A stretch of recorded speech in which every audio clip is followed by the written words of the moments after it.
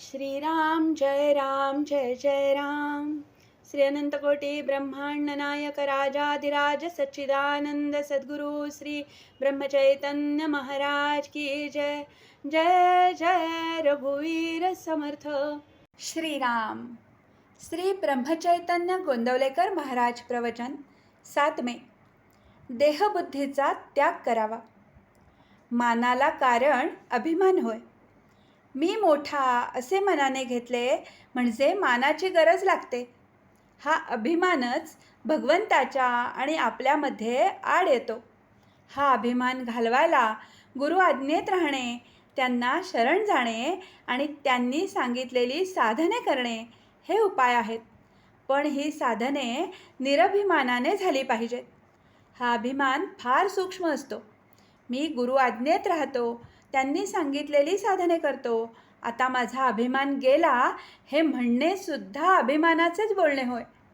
खरे पाहता अभिमान बाळगण्यासारखे आपल्याजवळ आहे तरी काय? शक्ती की पैसा की कीर्ती? जगात आपल्यापेक्षा कितीतरी लोक मोठे आहेत. पण मौज अशी की भिक्षा मागणाऱ्याला सुद्धा मोठा अभिमान असतो.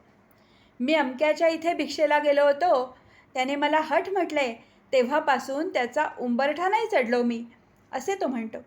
तेव्हा हा अभिमान आणि अपमान ही काय चीज आहे याचा शोध आपण घ्यायला पाहिजे. याला अगदी मूळ कारण देहबुद्धी. ही देहबुद्धी नाहीशी झाली पाहिजे. एखाद्या झाडाला खत घालीत गेले तर ते मरेल कसे? मला लोकांनी बरे म्हणावे, मान द्यावा, शिव्या दिल्या तर वाईट वाटते. हे देहबुद्धीला खत घालण्यासारखे आहे. चांगले वाईट, मान अपमान सर्व देवाला अर्पण करावे. वस्तुतः कर्तेपणच त्याच्याकडे सोपवावे, म्हणजे त्या कृत्याचे परिणाम मनावर होऊ देऊ नयेत.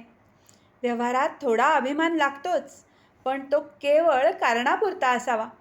वरिष्ठाने नोकरांशी वागताना अभिमान पाहिजे, पण तो तितक्याच पुरता. त्याचा मनावर परिणाम होऊ देऊ नये. ही देहबुद्धी, हा अभिमान जायला सद्गुरूचे होऊन राहावे. निदान बळजबरीने तरी मी त्याचा आहे असे म्हणावे. सद्गुरू तुम्हाला नकळत तुमचा अभिमान दूर करतील. परमार्थात संतांचेच ऐकण्यात महत्त्व आहे. तेथे आईबापांचे का ऐकू नये? तर ज्याचे मन त्याच्या ताब्यात आहे, ज्याचे मन स्थिर झाले आहे किंवा ज्याचे मन नेहमी भगवंतापाशी आहे, अशाचेच ऐकण्यात विशेष आहे. आपल्या देहबुद्धीची तऱ्हा मोठी विलक्षण असते. सगुणोपासना आपल्या सवयीच्या आड येते म्हणून मनुष्य ती करीत नाही. फारच सोपे म्हणून तो भगवंताचे नाम घेत नाही आणि फुकट काय जेवायला घालायचे म्हणून तो अन्नदान करीत नाही. असा मनुष्य फुकटच जायचा. देहबुद्धीला ताळ्यावर आणण्यासाठी संतांच्या ग्रंथांच्या वाचनाची गरज आहे. पहाट झाली की थोडा उजेड, थोडा अंधार असतो. त्याप्रमाणे सध्या आपली स्थिती आहे. देहबुद्धीच्या अंधारात भगवंताच्या स्मरणाचा किंचित उजेड आहे.